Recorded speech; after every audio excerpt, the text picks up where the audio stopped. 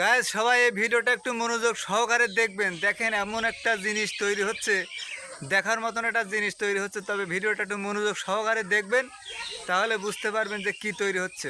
তো ভিডিওটা একটু দেখতে থাকেন।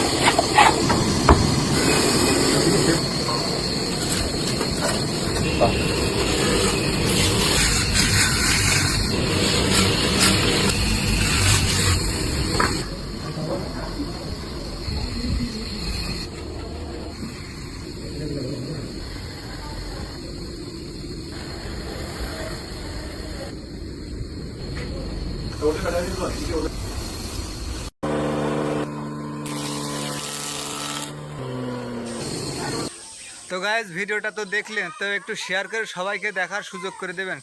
সবাই ভালো থাকবেন।